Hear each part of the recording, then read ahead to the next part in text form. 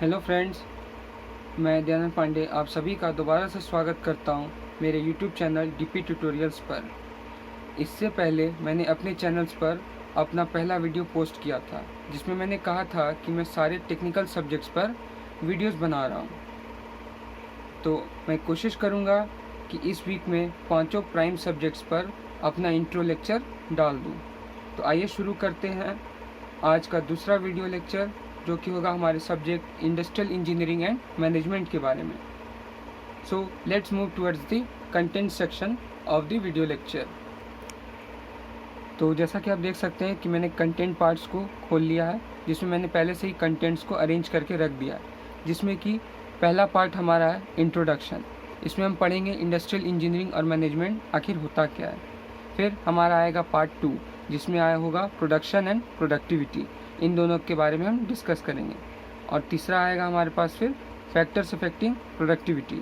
इसी तरह आगे चलकर प्रोडक्टिविटी को इंक्रीज़ करने के तरीके को हम जानेंगे और एट लास्ट हम जानेंगे इम्पोर्टेंस ऑफ प्रोडक्टिविटी।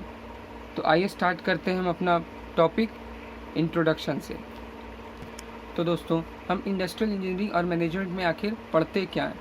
हम उसमें पढ़ते हैं कि कैसे कोई इंडस्ट्री डेवलप होता है, कैसे उसमें फंक्शंस होते हैं, कैसे उसका कोऑर्डिनेशन तैयार होता है, एक स्ट्रिक्ट प्रोसीजर फॉलो होता है हर वर्क के लिए, हर स्टेज और डिफरेंट स्टेजेस में उसका काम होता है।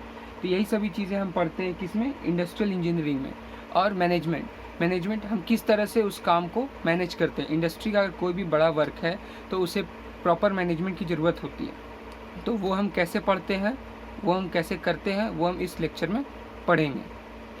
तो यहाँ से आपका इंट्रोडक्शन पार्ट खत्म होता है। अब हम स्टार्ट करेंगे टॉपिक प्रोडक्शन से। Production, it is any activity directed to the satisfaction of other people wants through exchange. क्या हुआ इसका मतलब कि ये वो एक्टिविटीज़ की गिनती में आते हैं जिसका मेन काम रहता है कि जो अदर पीपल आपसे डिमांड कर रहा है उसको सेटिस्फैक्शन पहुंचाना। और वो कैसे होता है, वो थ्रू एक्सचेंज होता है।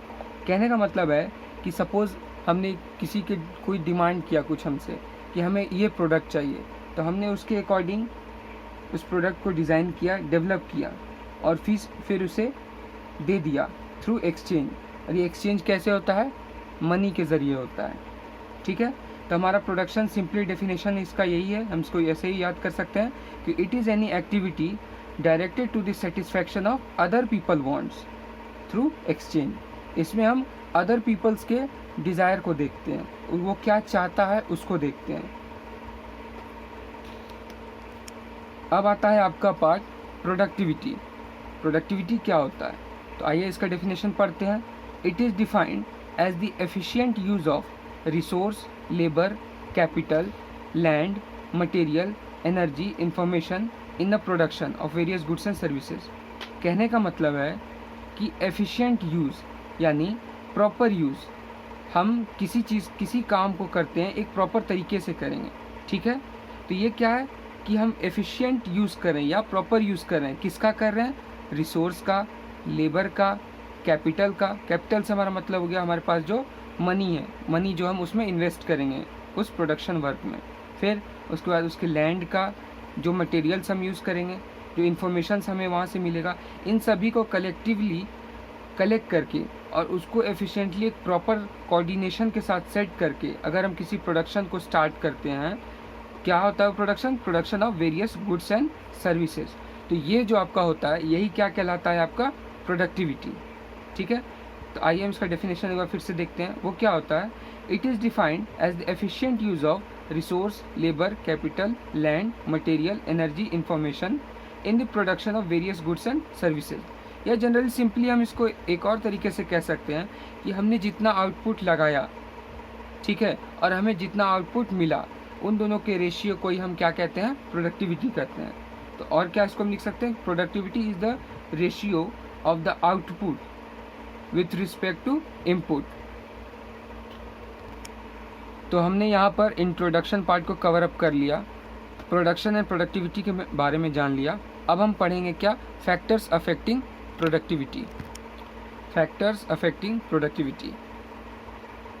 पॉइंट नंबर 1, ये कौन कौन से, इसमें हम पढ़ेंगे कौन कौन सा फैक्टर्स है जो डायरेक्टली और इनडायरेक्टली हमारे प्रोडक्टिविटी को अफेक्ट करता है, जिसमें हमारा सबसे पहला है high number of staff on sick leave. अचानक से बहुत सारे स्टाफ्स अगर बीमार होकर छुट्टी पे चले जाएं तो ऑब्वियसली वो प्रोडक्शन वर्क थोड़ा स्लो हो जाएगा, जिससे वो इफ़ेक्ट करेगा। फिर आपका सेकेंड पार्ट आता है अनऑथराइज्ड एब्सेंटिज्म, या मतलब इसका कि बिना बताए आप वहाँ से छुट्टी ले रहे हैं, ठीक है, तो उससे भी आपका एब्सेंट हो कीजिएगा जितना ज़्यादा, वो उसको इफेक्ट करेगा प्रोडक्शन को, प्रोडक्टिविटी को। फिर तीसरा पार्ट आपका आता है वेस्टेज ऑफ रिसोर्स, मतलब हम जितना भी रिसोर्स है, हमने पढ़ा था कि हाई प्रोडक्टिविटी क्या होता है कि उसमें हम इफेक्टिव यूज़ करते हैं। प्रोडक्टिविटी का मीनिंग ही था कि हम उसका इफेक्टिव यूज़ कर रहे हैं, प्रॉपर यूज़ कर रहे हैं उसके रिसोर्स का। तो अगर हम उस रिसोर्स को वेस्ट करेंगे तो ऑब्वियसली वो फैक्टर्स इफेक्ट करेगा प्रोडक्टिविटी को। आपका फोर्थ पार्ट आता है पुअर लीडरशिप, अगर हमारे पास कोई लीडर नहीं होगा तो प्रॉपर कोऑर्डिनेशन से हम काम नहीं कर पाएंगे और ऑब्वियसली वो इफेक्ट करेगा किसको, आपके प्रोडक्टिविटी को। फिर आता है लास्ट आपका पार्ट फिफ्थ, जो कि है इनइक्वालिटीज़ इन सैलरी। अगर सपोज दो वर्कर्स सेम पोस्ट पर काम कर रहे हैं और उनकी सैलरीज अनइक्वल है तो उनके बीच में क्या होगा, डिस्प्यूट्स होने के चांसेस हैं, और इससे क्या होगा कि आपका प्रोडक्शन वर्क स्लो हो जाएगा, जो कि आपके प्रोडक्टिविटी को इफेक्ट करेगा, ठीक है। फिर आपका सिक्स्थ पार्ट है पुअर वर्किंग कंडीशन। अगर आपका फैक्ट्री जो है वो पुअर वर्किंग कंडीशन है, मतलब पुराने ज़माने के सामान को यूज़ कर रहा है, मॉडर्न इक्विपमेंट्स को यूज़ नहीं कर रहा है, तो वो टाइम कंज्यूमिंग होगा, फिर आपका वो बेटर क्वालिटी नहीं देगा, तो इस कारण से क्या होगा, आपका प्रोडक्टिविटी क्या होगा, डायरेक्टली और इनडायरेक्टली इफेक्ट होगा। फिर लास्ट में आपका आता है डिले इन प्रोडक्शन टारगेट। अगर आपने एक प्रोडक्शन का कोई टारगेट रखा है और अगर उसमें डिले हो रहा है तो ऑब्वियसली वो आपकी प्रोडक्टिविटी को इफेक्ट करेगा, हार्म करेगा। अब हमारा नेक्स्ट पार्ट आएगा means of increasing productivity. Productivity को इंक्रीज़ करने और डिक्रीज़ करने में मेनली दो आदमियों का हाथ होता है। किसका? सबसे पहला पार्ट आता है आपका वर्कर्स, ठीक है, जो वहाँ पर काम कर रहे हैं, जो आपके मजदूर वर्ग हो गए, और सेकंड पार्ट आपका आता है एम्प्लॉयर्स, जो कि वहाँ बड़े बड़े अधिकारी होते हैं उस चीज़ को कोऑर्डिनेट करने के लिए। तो इन दोनों के इफ़ेक्ट से ही मिल करके बनता है आपका, या तो प्रोडक्टिविटी इंक्रीज़ होगा या फिर वो डिक्रीज़ होगा, ये इन दोनों पर ही डिपेंड करता है। तो आइए हम पढ़ते हैं मीन्स ऑफ इंक्रीजिंग प्रोडक्टिविटी। इसमें मैंने जैसा कि बताया कि दो वर्ग इसमें इम्पॉर्टेंट होते हैं उस प्रोडक्टिविटी को इंक्रीज़ या डिक्रीज़ करने के लिए, जो कि पहला पार्ट हमारा होता है आपका वर्कर्स और दूसरा पार्ट हमारा होता है एम्प्लॉयर्स, ठीक है। तो ये दोनों अपने अपने स्तर पर काम करते हैं, अपने अपनी जगह पर काम करके प्रोडक्टिविटी को इंक्रीज़ या डिक्रीज़ कर सकते हैं, ठीक है। तो हम पहला पार्ट इसमें पढ़ेंगे improving productivity as worker. Worker क्या कर करके, किस तरह से करके या किस वे में उस चीज़ को करके प्रोडक्टिविटी को इंक्रीज़ कर सकते हैं, इम्प्रूव कर सकते हैं, ठीक है। तो सबसे पहला पार्ट आता है इसमें learn new skills and enhance knowledge, मतलब नई नई तकनीकों को सीख करके और अपने नॉलेज को इन्हेंस करके वो उस प्रोडक्टिविटी को इंक्रीज़ कर सकते हैं। फिर दूसरा वर्क एज अ टीम, एक टीम की तरह काम कर सकते हैं, और जैसा कि हम जानते हैं कि एक साथ काम करने पे वो चीज़ जल्दी हो जाएगा, ठीक है। फिर उसके बाद तीसरा है आपका keep the work place clean. अगर मेरा वर्क प्लेस यानी जहाँ हम काम कर रहे हैं वो जगह साफ़ सुथरा होगा तो उससे क्या होगा कि हमको चीज़ों को कोऑर्डिनेशन में रखने में ज़्यादा प्रॉब्लम नहीं आएगी। जिस अब प्रॉपर कोऑर्डिनेशन होगा तो हमारा प्रोडक्शन भी इंक्रीज़ होगा, ठीक है। फिर आता है आपका प्लान अहेड, मतलब किसी भी काम को करने से पहले उसके बारे में पहले से ही प्री प्लान्ड हो जाना, ठीक है, पहले से ही उसके बारे में प्लानिंग कर लेना और फिर उस पर काम करना, ठीक है। फिर आपका आता है यूज़ टाइम इफ़ेक्टिवली, मतलब अपने समय को जितना हद तक हो सके इफ़ेक्टिवली यूज़ करना, मतलब आपको यहाँ पर कोई भी टाइम का वेस्टेज नहीं करना है, ठीक है।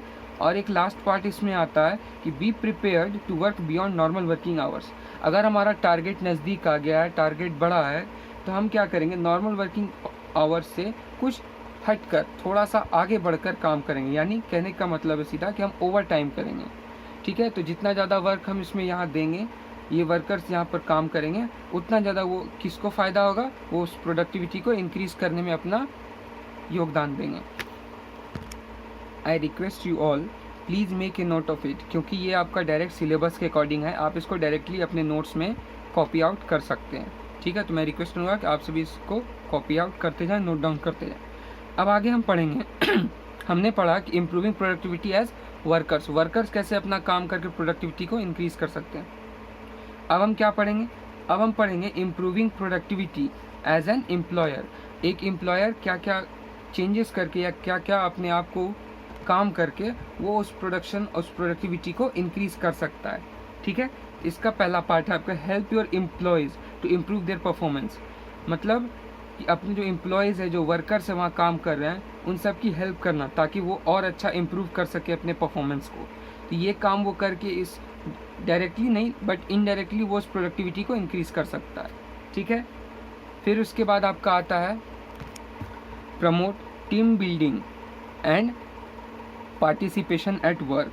मतलब एकजुट होकर के काम करना वो सिखाएगा और क्या करेगा, खुद भी उस वर्क में अपना पार्टिसिपेट करेगा। ऐसा नहीं कि वो केवल ऑर्डर्स दे के चला जाएगा, वो उनके साथ मिल करके वहाँ पर काम करेगा। इस तरह से वो क्या करेगा, प्रोडक्टिविटी को इंक्रीज़ करेगा एज एन एम्प्लॉयर।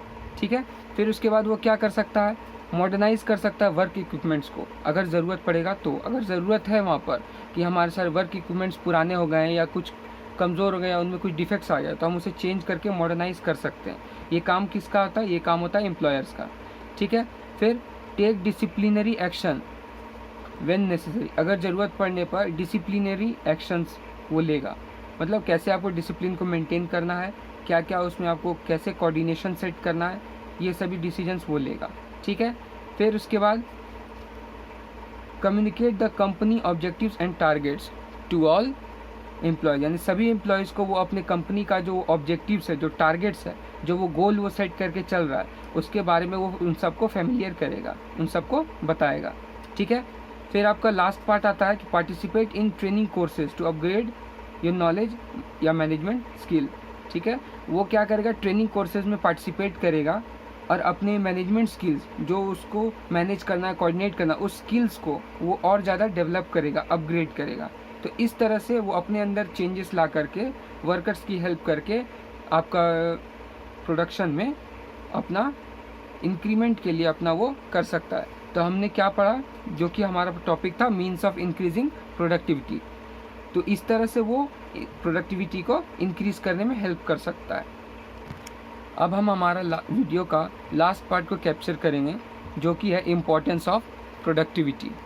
चलिए स्टार्ट करते हैं अब हम अपने इस वीडियो के लास्ट टॉपिक को, जो कि है हमारा इम्पोर्टेंस ऑफ प्रोडक्टिविटी। मतलब प्रोडक्टिविटी का इम्पोर्टेंस क्या क्या है, हम क्यों प्रोडक्टिविटी करते हैं और उस प्रोडक्टिविटी से हमें क्या क्या फ़ायदा होता है। ठीक है, तो हम पहला पार्ट इसका डिस्कस करेंगे। Higher productivity increases output.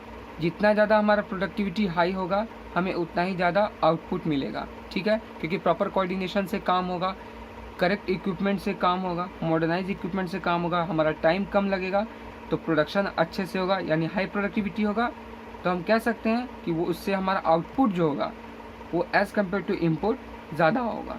ठीक है, फिर हमारा सेकेंड पार्ट आता है प्रोडक्शन इम्प्रूवमेंट इन कंस्ट्रक्शन या इंडस्ट्रीज़ में have significant impact on improving GDP. मतलब कि हमारे देश के जीडीपी को इम्प्रूव करने में ये जो प्रोडक्टिविटी है वो बहुत बड़ा रोल निभाता है। ठीक है, तो प्रोडक्टिविटी का इम्प्रूवमेंट किस किस सेक्शंस में, कंस्ट्रक्शन के सेक्शन में देखिए या इंडस्ट्री के सेक्शन में देखिए, जितना ज़्यादा ये डेवलप करेगा वो उतना ही ज़्यादा इम्पैक्ट करेगा किस पे, हमारे जीडीपी पर।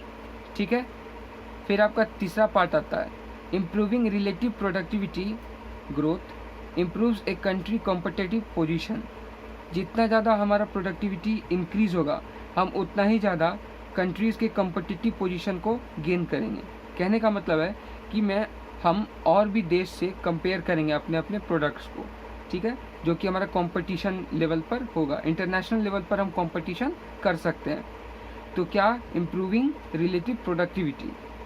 अगर हम प्रोडक्टिविटी का ग्रोथ को इम्प्रूव कर दें तो क्या करेगा, वो डायरेक्टली इम्प्रूव होगा कहाँ पर जा कर के, आपका कंट्रीज़ के कंपटिटिव पोजीशन को वो इम्प्रूव करेगा।